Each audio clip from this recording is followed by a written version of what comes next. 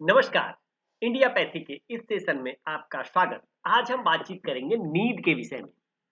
नींद यह भी आकाश तत्व का एक महत्वपूर्ण अंग है। तो आकाश तत्व चिकित्सा का एक महत्वपूर्ण अंग निद्रा भी है। प्राकृतिक चिकित्सा पद्धति में नींद को स्वास्थ्य का आधार माना गया है। शरीर, मस्तिष्क और भावात्मक संतुलन के लिए अत्यंत आवश्यक है नींद। सही नींद बेहतर पाचन, शांत मन और मजबूत प्रतिरक्षा प्रणाली का निर्माण करता है। नींद क्यों आवश्यक है? नींद भोजन से भी अधिक आवश्यक माना जाता है।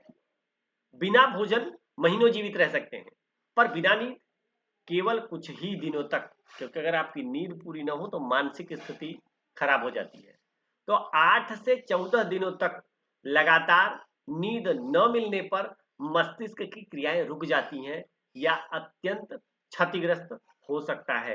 मतलब आपके जो मेंटल सेल्स हैं, अगर उसको रिलैक्सेशन नहीं मिला, नींद नहीं मिली, तो ये विक्षिप्त हो जाते हैं, डिस्टर्ब हो जाते हैं। तो नींद शरीर का प्राकृतिक रीस्टोर या रिपेयर मोड है। जैसे होता है ना, हम लोग मोबाइल जब ज्यादा हिट हो जाती है तो एरोप्लेन मोड में कर देते हैं। तो हमारा ये एरोप्लेन मोड नींद ही है, जो आपको रिलैक्स कर देता है, रीस्टोर कर देता है।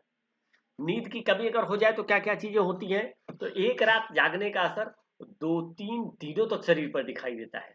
होता है ना कि घर में अगर कोई कार्यक्रम पड़ा हुआ है, आप जग गए, उस समय तो काम के प्रेशर की वजह से आदमी जग जाता है, लेकिन उसको पूरा करने में 2 से 3 दिन का समय लग जाता है। और अगर आप लगातार जग रहे हैं तो उसका परिणाम क्या होगा? लगातार थकान, चिड़चिड़ापन, सिर दर्द बना रहेगा, सोचने समझने की क्षमता कमजोर, निर्णय लेने में कठिनाई, मानसिक तनाव बढ़ता है और ऊर्जा का स्तर लगातार गिरने लगता है।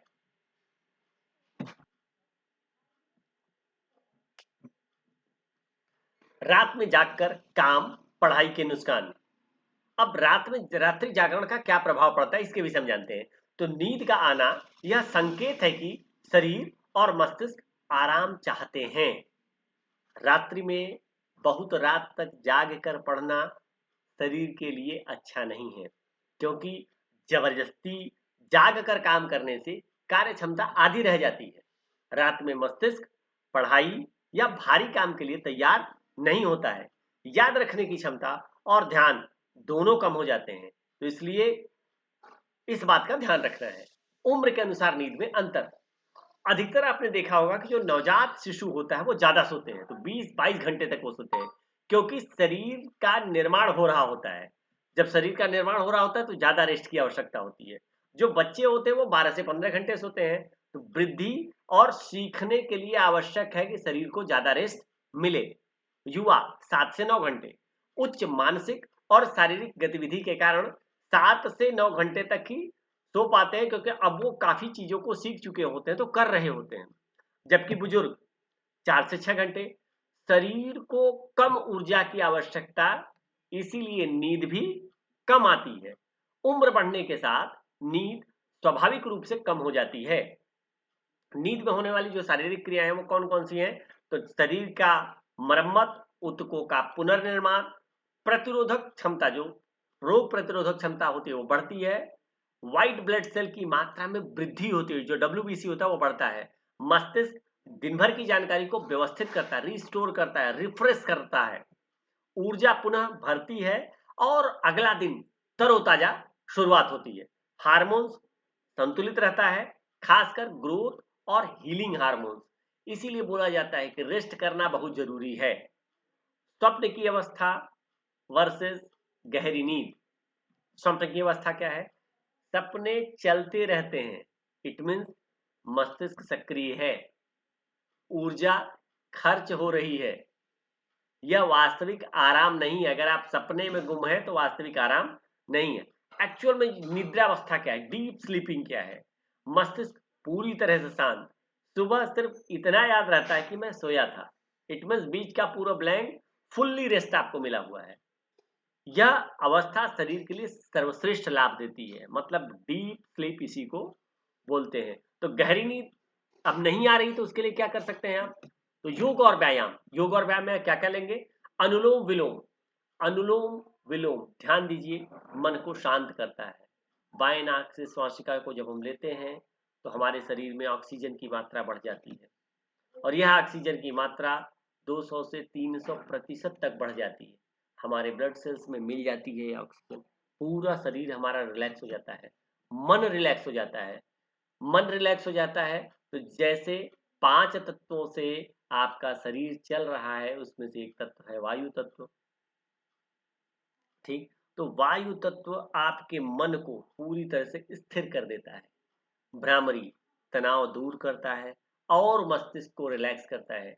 इसका जो वाइब्रेशन होता है यह मन को सुकून देता है, ब्रेन को वाइब्रेट करता है और नींद अच्छी आती है।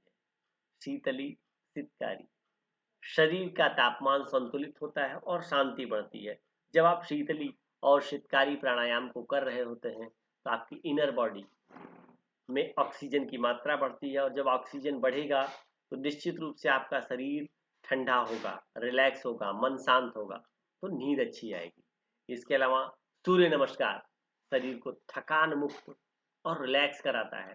तो सूर्य नमस्कार है, इसकी 12 अलग अलग अवस्थाएं हैं, जैसा कि आप पिक्चर में देख पा रहे हैं। कुछ अवस्थाएं रिपीट होती हैं, तो इसको करने से भी आप अनिद्रा से मुक्ति पा सकते हैं और गहरी नींद को ले सकते हैं। हल्की जॉगिंग, सैर या साइकिलिंग, दिन भर की इस तरह की एक्टिविटी करने से दिन भर की जो जड़ता होती है, शिथिलता होती है शरीर की, वो दूर होती है। प्रतिदिन अगर आप ऐसा कुछ काम कर रहे हैं जिससे पसीना आपके शरीर में आ रहा है तो निश्चित रूप से नींद आपकी अच्छी आएगी और पसीने के बाद आने वाली नींद बड़ी ही अच्छी होती है, बड़ा रिलैक्स होता है। तो सोने से पहले की जो आदतें हैं, बिस्तर पर लेटकर कुछ गहरी सांस लें, लंबी सांस लें, पूरा शरीर ढीला छोड़ें, शरीर को शिथिल करें। सोने से पहले हाथ पैर चेहरा ठंडे पानी से धोएं, यह शरीर को शांत करता है और शांति रहेगी तो नींद अच्छी आएगी। सोने से ठीक पहले मोबाइल, टीवी, इस तरह के स्क्रीन से दूर रहें। मन को हल्का रखने के लिए दिन भर की घटनाओं पर अधिक विचार न करें। अगर आपने सोचना शुरू कर दिया तो बस, अगर दिन का आपका अच्छा नहीं बीता तो रात भी अच्छी नहीं बीतेगी। तो सोने का वातावरण और समय, कमरा साफ सुथरा, हवादार, हल्की धूप आने वाला होना चाहिए। कमरे में किसी भी तरह की दुर्गंध, नमी और गंदगी ना हो। सोने से 2.5-3 घंटे पहले भोजन अपना आप खत्म कर लें। ये नहीं कि आप 11 बजे 12 बजे रात को भोजन कर रहे हैं और तुरंत सोने जा रहे हैं, यह शरीर के लिए बहुत हानिकारक है। तो लगभग एक ही समय पर सोने की आदत बनाएं। यह शरीर की बायोलॉजिकल क्लॉक को संतुलित रखता है। हमारा शरीर भी एक बायोलॉजिकल मशीनरी है। इसमें अगर आपने पैटर्न वाइज काम सेट कर दिया तो आपका जीवन बड़ा आसान हो जाना है। और अगर आपने इसके बायोलॉजिकल क्लॉक को डिस्टर्ब कर रखा है तो डे बाय डे आपके लिए समस्याएं बढ़ेंगी। तो गद्दा जो सोने वाला है वह मध्यम कठोर, मतलब बहुत ज्यादा सॉफ्ट भी नहीं होना चाहिए, बहुत कठोर भी नहीं होना चाहिए, सर्वोत्तम माना जाता है। और अनिद्रा, मानसिक चिंता, इस तरह तनाव वाली स्थिति में है तो आप इन नंबरों को डायल करके अपनी समस्या का समाधान पा सकते हैं। हमारे वाराणसी ऑफिस या हमारे नोएडा ऑफिस में आप संपर्क कर अपनी क्रॉनिक से क्रॉनिक बीमारी को दूर भगा सकते हैं। आपका दिन शुभ हो। धन्यवाद।